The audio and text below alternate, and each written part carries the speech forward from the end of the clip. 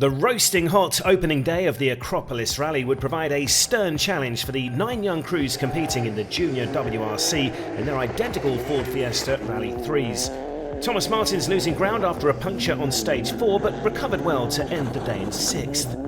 Taylor Gill, the winner of the opening 2 rounds, was firmly in the mix early on, but also dropped time with an overheating engine for much of the day and back-to-back punches in the afternoon. The Australian somehow ending the leg 5th overall, more than 2 minutes adrift of the lead.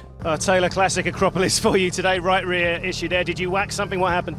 No, I didn't really touch anything, so yeah, it's a bit of a shame to get a puncture, but there's more to our time loss than just a puncture, so hopefully we can finish the rest of the day. Yeah, you're obviously nursing this overheating issue right this morning. Is that still ongoing? Yeah, exactly. Yeah, still just trying to nurse it and hopefully give ourselves something to rally with for the rest of the weekend. Well done, 2 to go.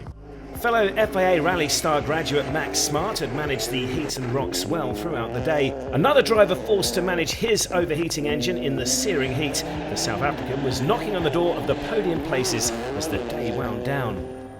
Ireland's Eamon Kelly had been running 3rd overall despite being caught in the dust of a struggling Karim Kazaz early in the afternoon, only to be forced to stop in the closing Alachia stage with broken suspension. And that promoted Diego Dominguez into the final podium spot, the Paraguayan surviving a high-speed moment on the afternoon's opening test and then leapfrogged Smart to seize the position by just 2.2 seconds.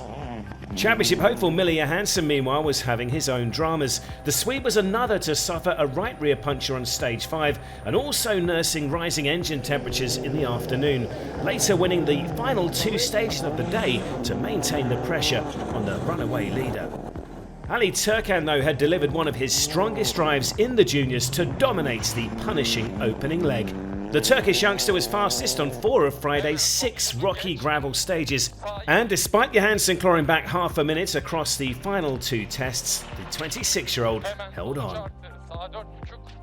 Unfortunately, there was a lot of dust, and when it's combined with the extra spotlights, it's almost invisible at some parts, but I think we catched Eamon Kelly, that's why we had a lot of issue, but finally end of the day without any big trouble, so it's good to be here and see you tomorrow.